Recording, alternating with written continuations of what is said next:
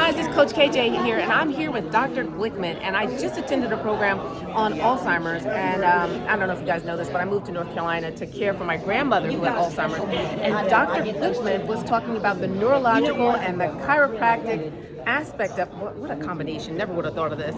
So can you tell me a little bit more about it, how you uncovered it? Yeah, absolutely. So a lot of people don't know that chiropractic in general does have specialties. I mean, I personally didn't know it until I went to school. And so within the first couple of semesters in school, I found out that neuroscience is a massive part about, one, what chiropractic does, but two, how our human experience comes together overall, and you can explain a lot of human function through that.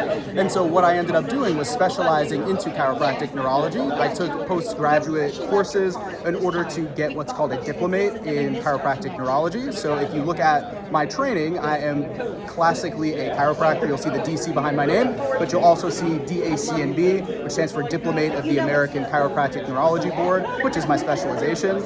Now, when we're talking specifically about what we do in our clinic, that makes us a little bit different than other places. Yes. Yeah, which is, I think, like probably the coolest thing. We're very unique with like what we do in the healthcare space, which is really awesome, is we don't treat people, one, based on what their condition is or their diagnosis is in particular. So, of course, that's a big piece of it, is understanding those things, but we kind of break everything down as well. So we have a very in-depth exam. It's actually about an hour and a half long, where we do video oculography, we do dynamic posturography and balance testing, we do all sorts of neurological and musculoskeletal testing at the bedside in order to uncover functionally what regions of your brain may be affected, which regions and pathways are more efficient, which ones are less efficient, and how we can use neurological holistic rehabilitative strategies in order to push forward the connections in those pathways and improve function.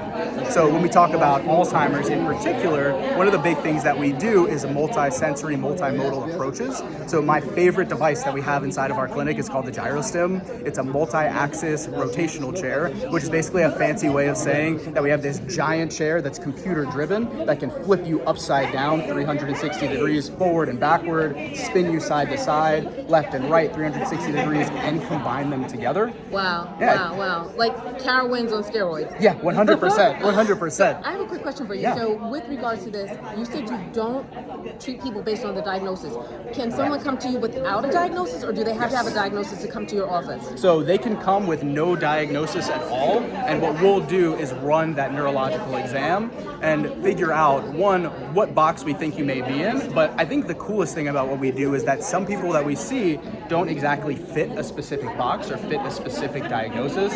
So we see a lot of people that have seen a lot of other specialists, and they're kind of like, we agree that you don't necessarily fit into all of these different specific diagnoses, but you're still struggling functionally with different things. And so even if you don't have a diagnosis or you don't fit the box, what we do is able to kind of separate out all of those pathways and figure out what the best plan moving forward to re-optimize your brain function and eliminate your symptoms. So one other thing is that there are different types of trauma. There's like medicinal trauma, there's physical trauma, there's emotional trauma, etc. More kids are having concussion, and a lot of kids are still just continuing to play through it.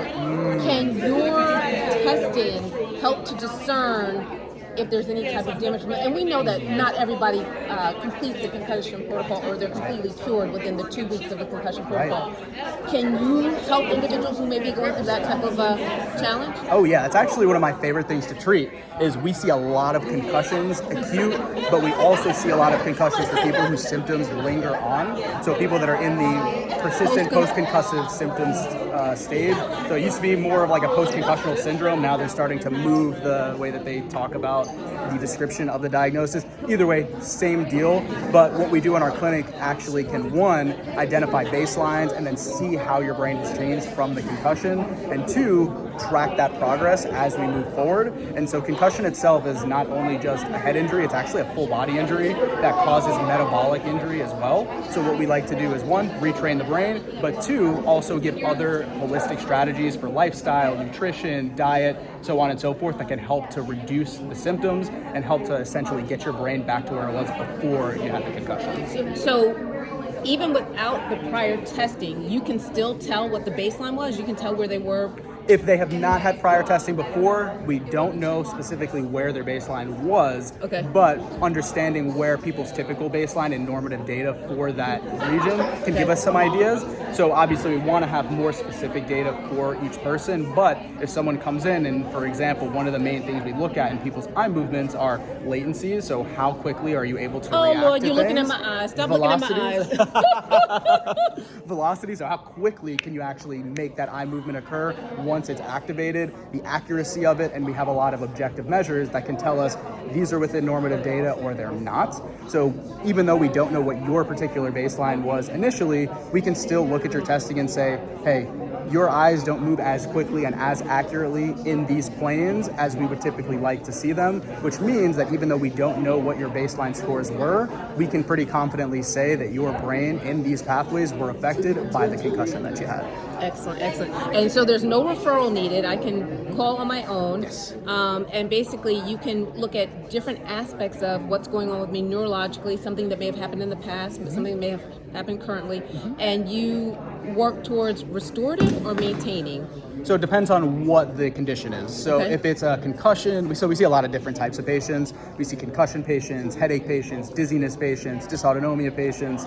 In those aspects, what we're looking for is recovery. So how close can we get you to have no symptoms at all? But in other cases, like people with neurodegenerative conditions or other conditions like neurodevelopmental conditions, at that point we're not looking to cure the symptoms, we're not looking to cure the condition, but what we're actually doing is trying to help optimize the brain to essentially make their lifestyle more efficient so that they can go about their life more confidently, they can do more things, and they don't feel as dependent, yeah, great word, thank you there, as dependent on other people to help them. Yeah, this is so powerful because as I talk to a lot of young adults now, I'm amazed at how common it is for individuals to have concussions, that they continue to push through because they want to continue to play the sport, because they don't want to seem weak, because they don't want to whatever. But you're being able to ascertain what is the core of a challenge, maybe even a adverse social behavior, can help a lot of people see more potential and hope and possibly engagement in the future. Absolutely. So, Dr. Glickman, he's awesome. Look at this. And look at him, but don't let him look in my eyes. Wait a second. Here we go. All right, guys. Hey, stay tuned. I'm going to be posting this, and if you guys need to, or if you're interested in finding out more information about Dr. Glickman, you can contact him at. So our email is info@carolinafnc.com, but you can also just check out our website. We have a ton of resources for education, as well as just resources to find our clinics all over the United States at carolinafnc.com. So it's F like Frank, N like Nancy, C like car? You got it. Thank you so much for everything. Dr. Glickman, he's awesome. I'm trying to go get in that guy right chair, guy. Take care.